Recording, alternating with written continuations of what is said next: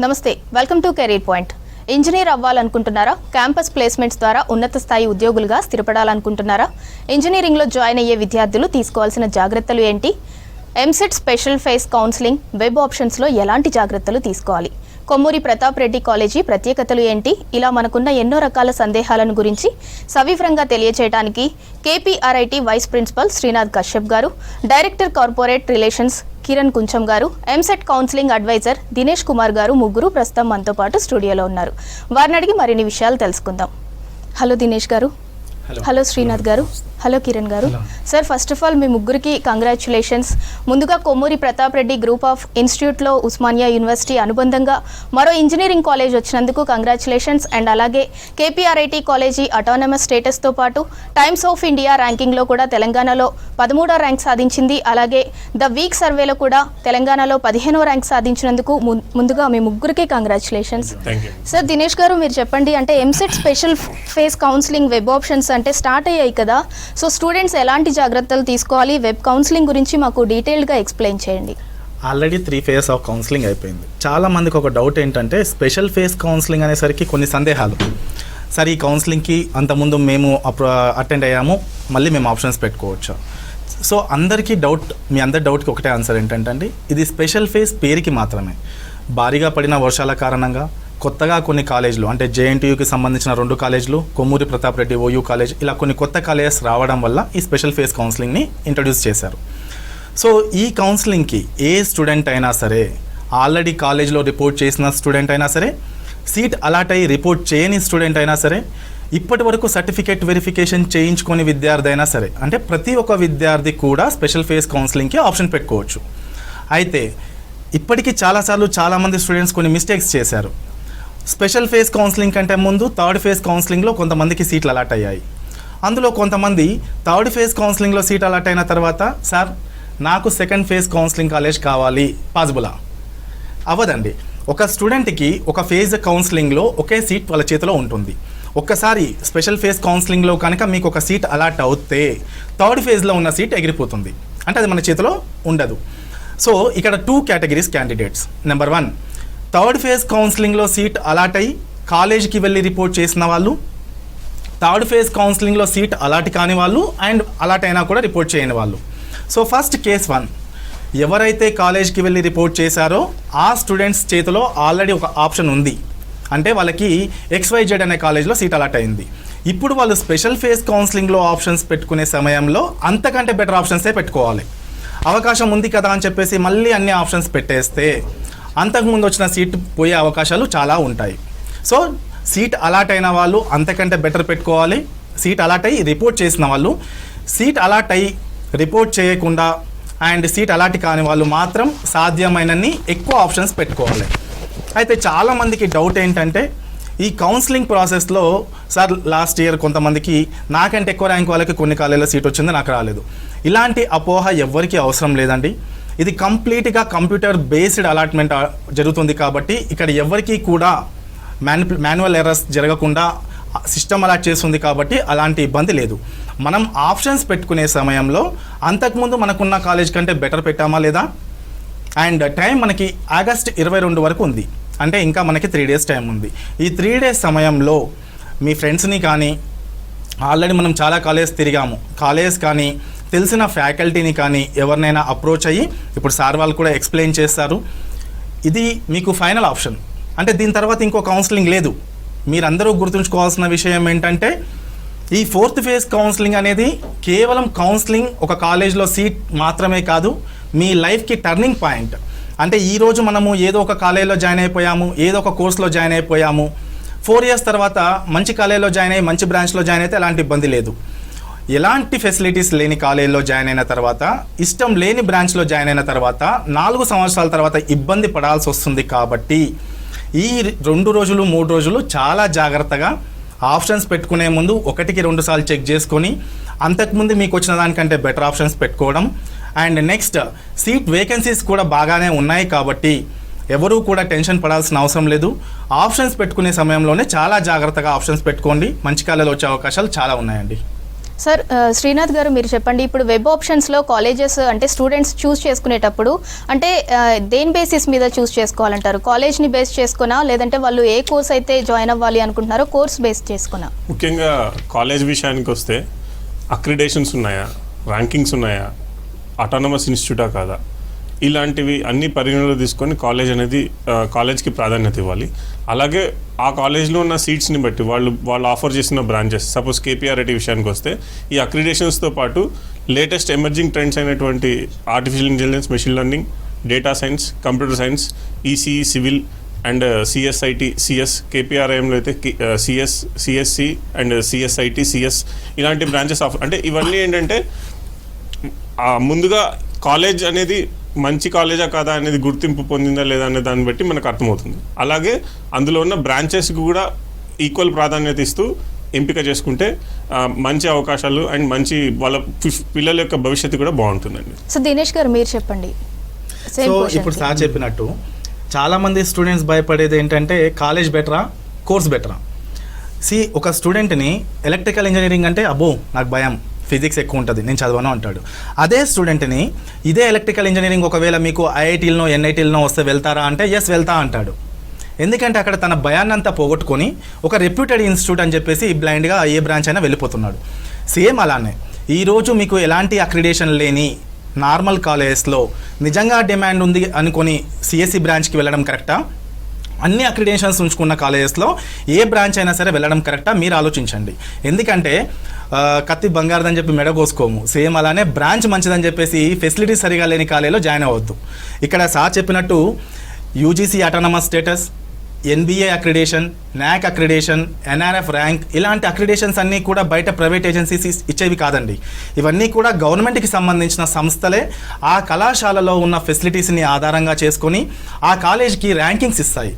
NRF rank కానీ, NBA accreditation కానీ, నాక్ ఏ+ కానీ, నాక్ ఏ కానీ, యూజీసీ అటానమస్ స్టేటస్ కానీ, బహుశా ఇవన్నీ కూడా మన కేపీఆర్ఐటీ కాలేజ్కి ఉన్నాయి. కాబట్టి మీరు ఒక నార్మల్ కాలేజ్లో సిఎస్సికి వెళ్ళడం కంటే కేపీఆర్ఐటీ లాంటి కాలేజ్లో సిఎస్సి రిలేటెడ్, ఈసీఈ, సివిల్, ఇప్పుడు కొత్తగా Kommuri Pratap Reddy institute of management అంటే ఉస్మానియా యూనివర్సిటీకి అఫిలియేటెడ్ కాలేజ్ అనే ఈ కాలేజెస్లో CS computer science, CSC computer science engineering and artificial machine learning and CSI computer science information technology ఈ బ్రాంచెస్ కూడా వచ్చాయి. కాబట్టి ఒక మంచి ట్రాక్ రికార్డ్ ఉన్న అటానమస్ కాలేజ్ వాళ్ళే స్టార్ట్ చేశారు. కాబట్టి ఒక నార్మల్ కాలేజ్కి వెళ్ళడం కంటే కేపీఆర్ఎం లాంటి కాలేజ్కి రావడం, ఎందుకంటే సేమ్ ఫ్యాకల్టీ అక్కడిక్కడ ఉంటారు, ఆ ఎక్స్పీరియన్స్ అనేది యూజ్ అవుతుంది.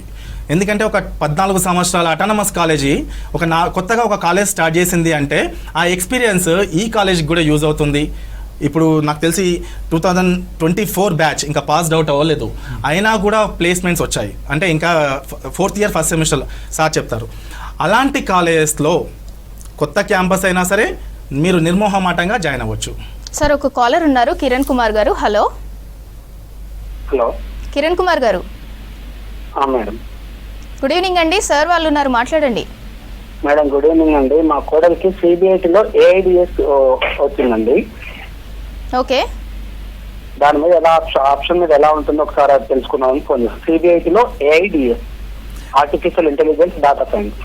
ఓకే అండి, సిబిఐటిలో ఏఐడిఎస్ మంచి బ్రాంచ్. యాక్చువల్గా ఏంటంటే అది artificial intelligence and data science రెండు కలిపి ఉన్న బ్రాంచ్ కాబట్టి మీరు దాన్ని చూస్ చేసుకోవచ్చు.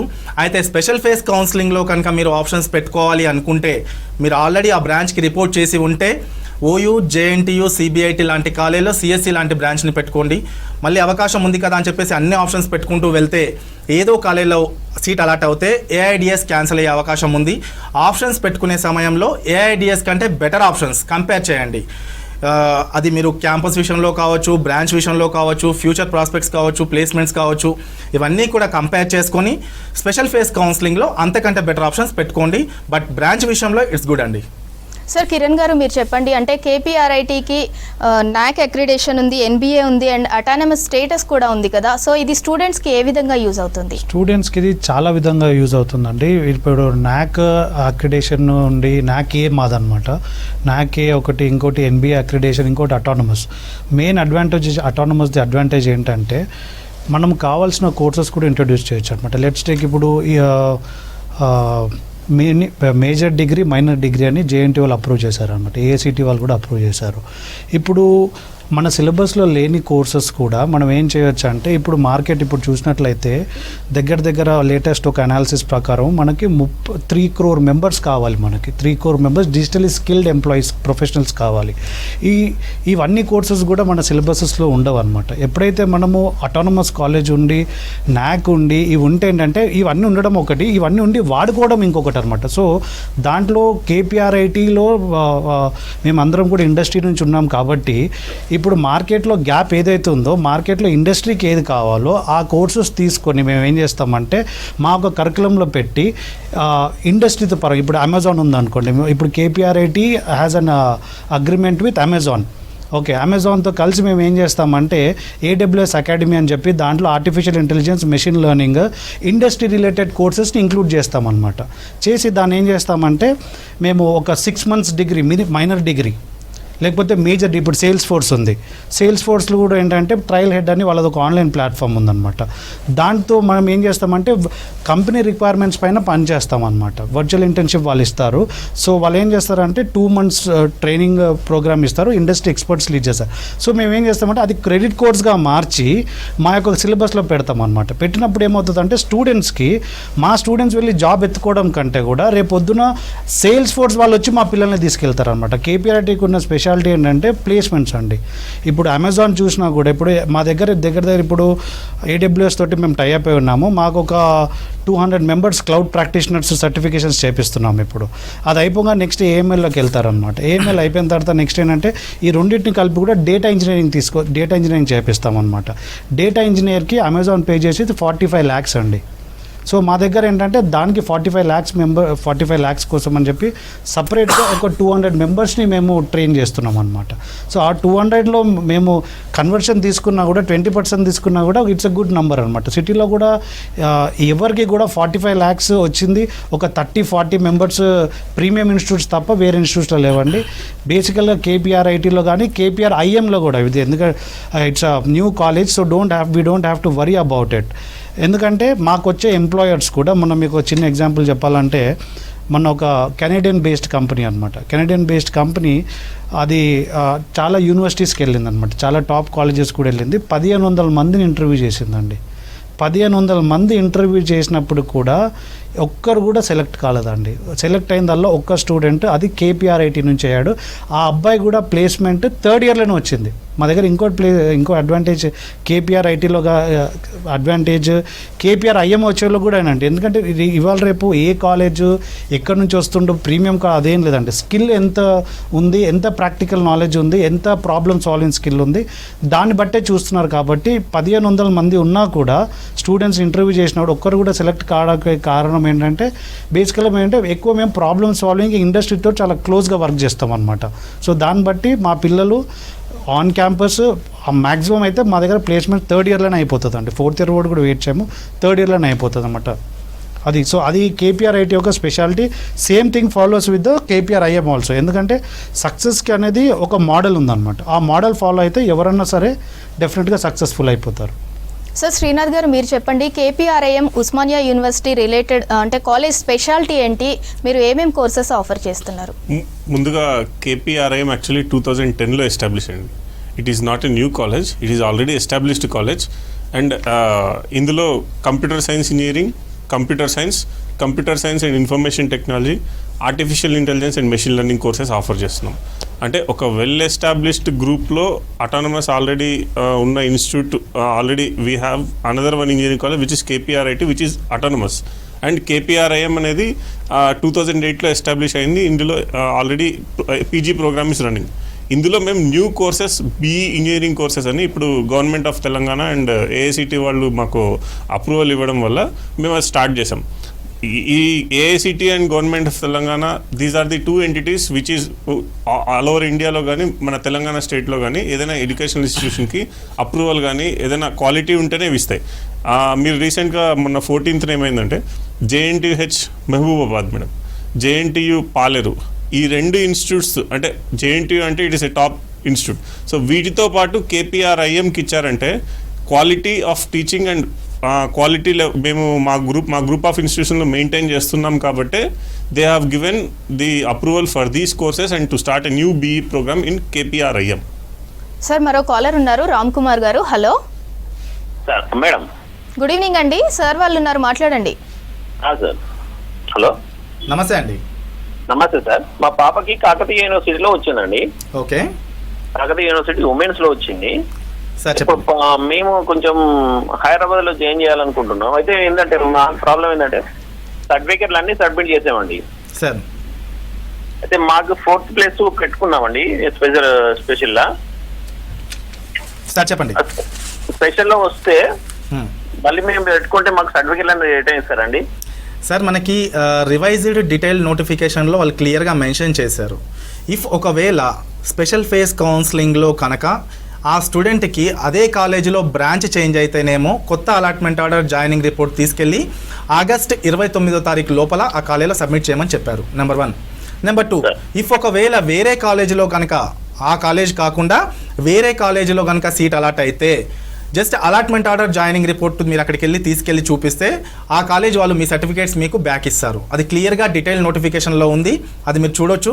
ఇఫ్ ఒకవేళ రేపు అలాట్మెంట్ అయిన తర్వాత కూడా అలాట్మెంట్ ఆర్డర్ మీద కూడా మెన్షన్ చేస్తారు కాబట్టి మీరు ఆ కాలేజ్కి వెళ్ళి అది చూపించండి. మీరు దాని గురించి వరి అవ్వాల్సిన అవసరం లేదు సార్. ఇప్పుడు మీకు ఏదైతే కాకతీయ యూనివర్సిటీలో సీట్ వచ్చిందంటున్నారో అంతకంటే బెటర్ ఆప్షన్స్ మాత్రమే పెట్టుకోండి. ఎందుకంటే మీ చేతిలో ఆల్రెడీ ఒక ఆప్షన్ ఉంది. ఇప్పుడు మళ్ళీ మనము ఏదో ఒక కాలేజ్ అని పెట్టేస్తే అంతకంటే వరస్ట్ కాలేజ్లో వచ్చే అవకాశాలు కూడా చాలా ఉన్నాయి. This is final phase. దీని తర్వాత ఇంకొక ఫేజ్ కౌన్సిలింగ్ లేదు కాబట్టి ఆప్షన్స్ పెట్టుకునే సమయంలోనే చాలా జాగ్రత్తగా ఆప్షన్స్ పెట్టుకోండి. సార్ దినేష్ గారు, ఆప్షన్స్ పెట్టుకునేటప్పుడే అంటే చాలా జాగ్రత్తగా ఆప్షన్స్ చూస్ చేసుకోవాలి అని అంటున్నారు. అంటే ఎలాంటి రూల్స్ వాళ్ళు ఫాలో అవ్వాలి? అంటే టెన్షన్ అవుతూ ఉంటారు కదా స్టూడెంట్స్ అండ్ పేరెంట్స్, ఆప్షన్స్ అప్పుడు టెన్షన్ అవుతూ ఉంటారు. సో ఎలాంటి కేర్ తీసుకోవాలి? ఇక్కడ 3 ఫేజ్ ఆఫ్ కౌన్సిలింగ్ అయిపోయిందండి. దాదాపు 83,000 మంది స్టూడెంట్స్ కౌన్సిలింగ్ అటెండ్ అయ్యారు.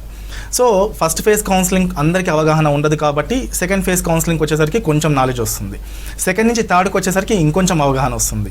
అయితే ఇక్కడ మెజారిటీ ఆఫ్ స్టూడెంట్స్ చేసే మిస్టేక్ ఏంటంటే ఫిజికల్గా వాళ్ళు కాలేజ్ గురించి తెలుసుకోకుండా ఈ వెబ్సైట్ని ఆధారంగా చేసుకొని, ఇప్పుడు కొన్ని కాలేజెస్ కానీ లేకపోతే థర్డ్ పార్టీ వెబ్సైట్స్ కానీ ఆ కాలేజ్ గురించి కొత్త ఇన్ఫర్మేషన్, లేని ఇన్ఫర్మేషన్ అంతా పెడుతుంది. దాన్ని బేస్ చేసుకునే ఆప్షన్స్ పెట్టే వాళ్ళు కూడా చాలామంది ఉన్నారు. అయితే ఆప్షన్స్ పెట్టుకునే ముందు చూసుకోవాల్సింది అక్రిడేషన్స్. ఒకటి యూజీసీ అటానమస్ స్టేటస్ ఉందా, and NRF rank, NBA accreditation, నాక్ అక్రిడేషన్. దీంతో పాటు ప్లేస్మెంట్స్, ఆ కాలేజీలో ప్లేస్మెంట్స్ ఏ విధంగా ఉన్నాయి, ఫ్యాకల్టీ ఏ విధంగా ఉన్నారు. ఆ తర్వాత రూరల్ బ్యాక్గ్రౌండ్ నుంచి హైదరాబాద్కి వచ్చి చదువుకోవాలనుకున్న వాళ్ళు ఆప్షన్స్ పెట్టేస్తారు బ్లైండ్గా. అందులో హాస్టల్ ఉందా లేదా తెలుసుకోరు. సీట్ అలాట్ అయిన తర్వాత ఆ చుట్టుపక్కల ఉన్న హాస్టల్స్ వెతుకుతూ ఉంటారు. ఎక్కడ చదివించాలో, ఎక్కడ ఉంచాలో తెలియదు. జాయిన్ అయిన తర్వాత వాళ్ళ పేరెంట్స్ ఇంటి దగ్గర ఉండి అబ్బాయి కాలేజ్కి వెళ్తున్నాడా లేదా భయపడుతూ ఉంటారు. సో ఈ సమయంలో మీరు ఆప్షన్స్ పెట్టుకునే సమయంలో మళ్ళీ ఆ మిస్టేక్ చేయకండి. ఇఫ్ ఒకవేళ మీరు రూరల్ బ్యాక్గ్రౌండ్ నుంచి హైదరాబాద్కి వస్తే క్యాంపస్ హాస్టల్లోనే ఉంచాలి అనుకుంటే హాస్టల్ ఉందా లేదా తెలుసుకోండి. కేపీఆర్ఐటీకి బాయ్స్ అండ్ గర్ల్స్కి హాస్టల్ ఉంది. ఆ తర్వాత ట్రాన్స్పోర్ట్, సిటీకి ఏ మూల నుంచి అయినా సరే ఆర్టీసీ బస్ లేకపోతే కాలేజ్ ట్రాన్స్పోర్ట్ ఈ అవైలబిలిటీ ఉందా లేదా కూడా చూసుకోండి. ఎందుకంటే రీసెంట్గా నేను ఒక కాలేజ్ దగ్గరికి వెళ్ళాను అనుకోను, ఒక చిన్న పని మీద. అక్కడ ఒక పర్సన్ నేను లోపలికి వెళ్ళినప్పుడు అక్కడే కూర్చున్నాడు. మళ్ళీ నేను ఒక 1.5 hour తర్వాత బయటకు వచ్చిన అక్కడే కూర్చున్నాడు. ఏమైంది బాబు అంటే వెహికల్స్ లేవండి అన్నాడు. సో నేను తీసుకొని వచ్చిన. అంటే ఏదైనా ఒక ఇబ్బంది రావచ్చు, చెప్పలేము. అందుకే ట్రాన్స్పోర్ట్, హాస్టల్ అండ్ కొంతమంది స్టూడెంట్స్ ఉంటారు స్పోర్ట్స్, అంటే వాళ్ళు ఇంటర్మీడియట్ దాకా స్పోర్ట్స్లో ఎక్కడో ఒక దగ్గర ఏదో ఒక సర్టిఫికేట్ ఉంటుంది. బీటెక్కి రాగానే అకాడమిక్ మీద బర్డెన్ ఎక్కువ పడిపోయి ఈ స్పోర్ట్స్కి వాళ్ళు అంత ఇంపార్టెన్స్ ఇవ్వరు. ఆ కాలేజ్ స్పోర్ట్స్ యాక్టివిటీస్కి ఎంత ఇంపార్టెన్స్ ఇస్తుంది. కొంతమంది ఎన్ఎస్ఎస్, ఎన్సీసీలో కూడా ఉంటారు. ఆ ఎన్ఎస్ఎస్, ఎన్సీసీ లాంటి యాక్టివిటీస్లో ఆ కాలేజ్ ఎంతవరకు సపోర్ట్ చేస్తుంది స్టూడెంట్స్కి. అండ్ రూరల్ బ్యాక్గ్రౌండ్ వచ్చే విద్యార్థులకి కమ్యూనికేషన్ స్కిల్స్లో కొంచెం పూర్ అని వాళ్ళే ఫీల్ అవుతుంటారు. అలాంటి విద్యార్థులకు along with academics communication labs ఏమైనా ఆ కాలేజ్లో ఉన్నాయా? సరే, ఇంత తక్కువ టైంలో ఎట్లా తెలుసుకోవాలి? ఆల్రెడీ చాలా ఇన్ఫర్మేషన్ మనం గ్యాదర్ చేశాము. మీరు ఒకవేళ వెబ్సైట్స్నే కనుక అప్రోచ్ అయ్యి ఆ ఇన్ఫర్మేషన్ని తీసుకోవాలి అనుకుంటే ఆ కాలేజ్కి సంబంధించిన అఫీషియల్ వెబ్సైట్ని మాత్రమే కన్సిడర్ చేయండి. అలా కాకుండా థర్డ్ పార్టీ ఇన్ఫర్మేషన్ని కన్సిడర్ చేయకండి. అండ్ చాలామంది విద్యార్థులు చేసే మిస్టేక్ ఏంటంటే, ఓకే మా ఇంటికి దగ్గరగా ఉంది సార్, ఇక్కడికే వెళ్తా, అంతకంటే బెటర్ ఆప్షన్ వస్తే వదిలేసుకుంటున్నారు. ఆ ఇంటి పక్కనే ఆ డిస్టెన్స్ని చూసుకొని, అంటే ఈరోజు మనం ఏదైతే డిస్టెన్స్ తక్కువ అని ఒక సుఖం చూసుకుంటున్నామో 4 ఇయర్స్ తర్వాత చాలా ఇబ్బంది పడాల్సి ఉంటుంది.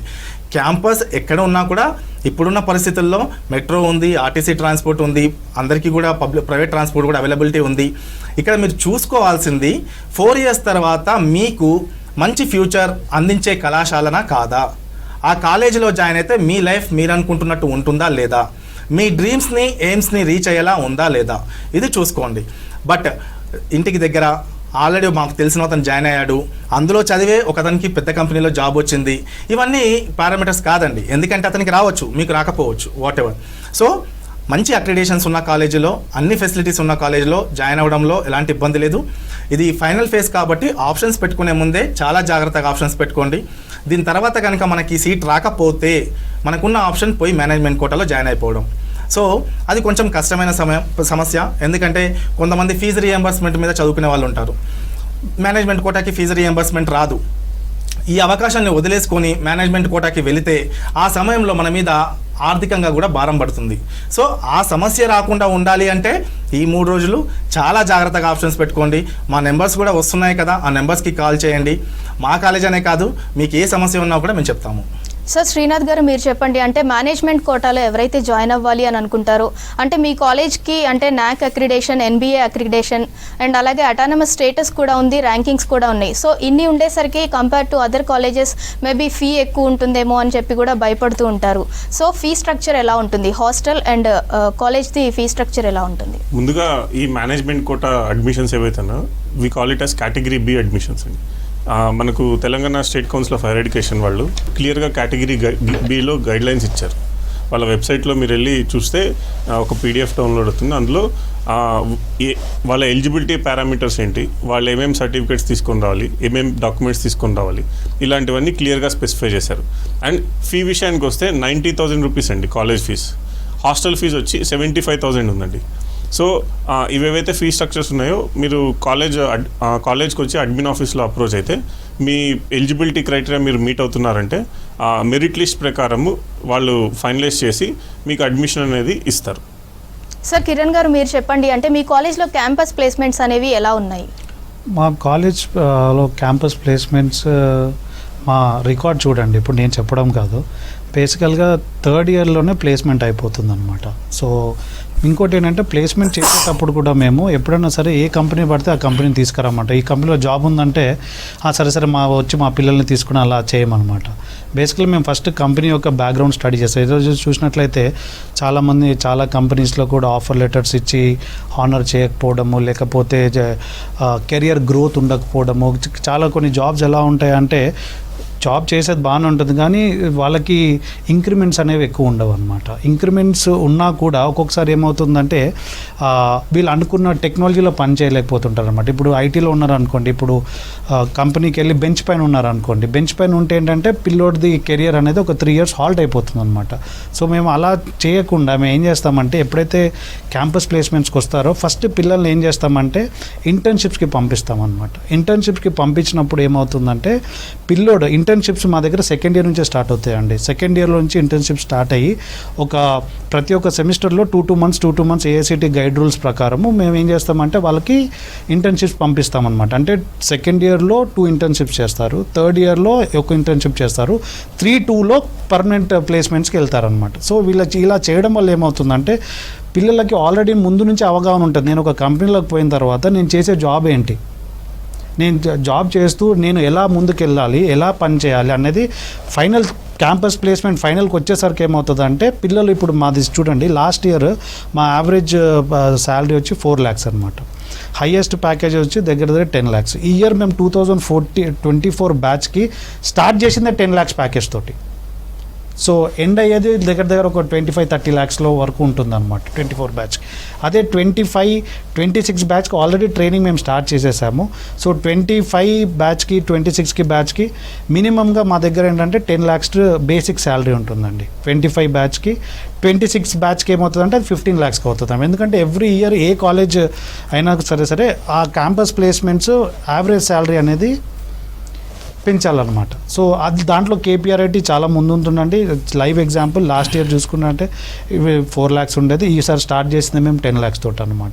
సో క్యాంపస్ ప్లేస్మెంట్స్ అనేది ఏంటంటే చాలా ఈజీ. క్యాంపస్ ప్లేస్మెంట్ అనేది ఒక బై ప్రోడక్ట్ అంతే అది. సో ఫస్ట్ నుంచి కూడా మాకున్న ట్రైనింగ్ మెథడాలజీస్ కానీ ఇండస్ట్రీ కనెక్షన్ దాన్ని చూసుకుంటే ఏమవుతుందంటే పిల్లోడు క్యాంపస్ ప్లేస్మెంట్ ఒక్కటి కాదు. ఇప్పుడు మీకు ఇందాక ఎగ్జాంపుల్ చెప్పినట్టు 1500 మంది పిల్లలు అందరు టాపర్స్, అందరు 80%, అందరికీ ఎక్సలెంట్ కమ్యూనికేషన్సే.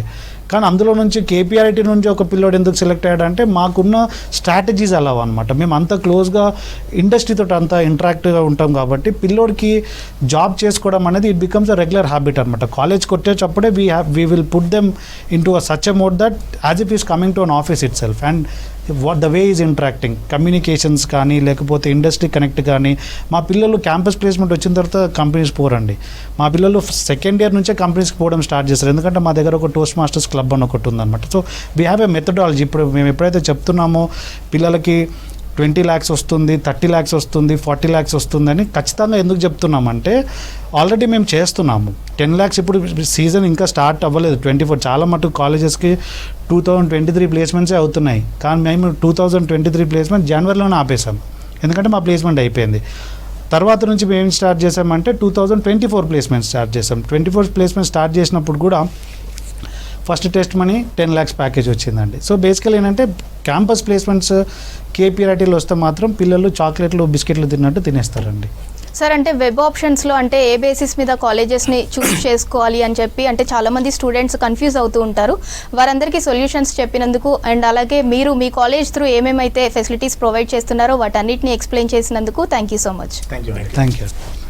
ఇది ఇవాల్టి కెరీర్ పాయింట్. Stay tune.